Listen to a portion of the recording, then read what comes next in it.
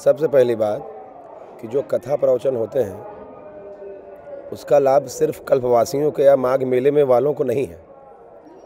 उसका लाभ समस्त सचराचर सारे जगत के लिए है। वो चर हो अचर हो सबके लिए है, पहली बात। दूसरी बात, उसका लाभ क्या है? देखो महाराज, लाभ से पहले प्रश्न उठता है कि आवश्यकता क्या है। जब आवश्यकता आविष्कार की जननी होती है, फिर वो जो जननी होती है वो जननी जाकर के लाभ को प्रदान करती है। एक छोटा सा उदाहरण, उसके बाद उत्तर। जैसे जिस भी बात की जब पृथ्वी की रचना हुई, ये चलना हुआ, इतनी टेक्निक नहीं थी। आवश्यकता पड़ी, मानव ने निर्मित किया और निर्मित करने के बाद आज उसका लाभ ले रहा है। परंतु एक आवश्यकता हर मानव को है। पूछो क्या? कहा आत्मकल्याण की। मानव हो कोई हो, आत्मकल्याण की आवश्यकता हर व्यक्ति को है। और आत्मकल्याण अर्थात देह धरे कर यह फल भाई, भजिय राम सब काम विहाई। श्री गोस्वामी तुलसीदास जी कह रहे हैं, मानव तन का एकमात्र यही साधन है, यही उद्देश्य है कि वह परमात्मा का भजन करते हुए परमात्मा के भजन को साधन मानकर और परमात्मा को साध्य मानकर उस निहित शास्त्र का, क्योंकि अमृतम चैव मृत्युश्च द्वयम देहे प्रतिष्ठितम मृत्यु आपद्यते मोहात सत्य नापद्यते मृतम। अमृत और विष दोनों इस संसार और विष में ही है, इस संसार और शरीर में ही है, लेकिन ये दोनों को कर्म के अनुसार बांटा गया है। जिस समय आप सत्य का पालन कर रहे हो, किसी का भला कर रहे हो, किसी से प्रेम से बातें कर रहे हो, आपके द्वारा जब स्वयं और किसी का जब कल्याण होता है, उसी समय वो आपका अमृत समय है। और आपके द्वारा जब किसी का अपकार या हृदय दुखाया जाता है, वही विष का समय है। तो माघ मास में प्रयागराज में या जहाँ भी पृथ्वी पर भगवान का भजन होता है, ये परमात्मा का भजन हमेशा अमृत तुल्य ही है। नर्तन पाई विषय मंदे ही, पलट सुधा ते सठ विष ले ही। अमृत का एक स्वरूप बनता है सुधा।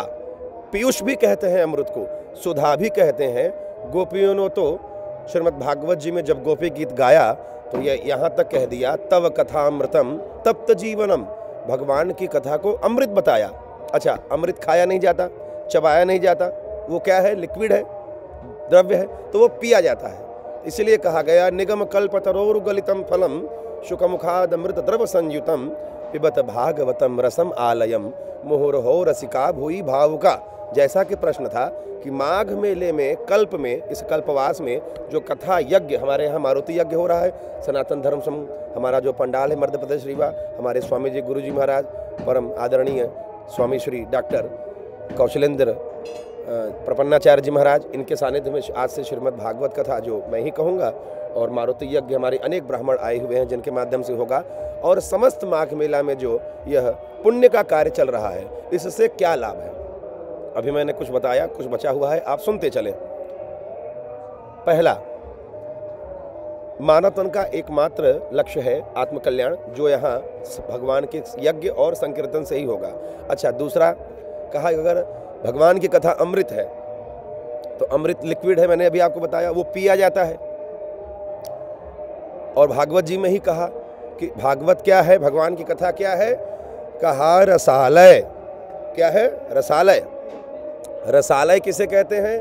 कहा महाराज, पहले तो रसालय जानने के लिए ये जानना होगा कि आलय किसे कहते हैं। आलय कहते हैं भंडार को, एक समूह को। जैसे जहाँ विद्या का भंडार हो उसे हम क्या कहेंगे?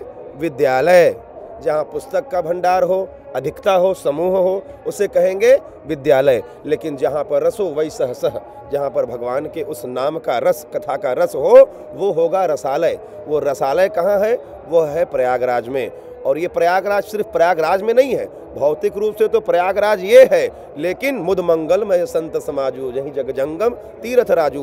पूरे पृथ्वी पर जहाँ भी संत समाज इकट्ठा हो जाए वही तीर्थराज है, वही प्रयाग है। तो माघ मास में ही नहीं अपितु पूरे विश्व में कई लोकों में परमात्मा का भजन तो पुण्यकारी ही है, लाभकारी ही है।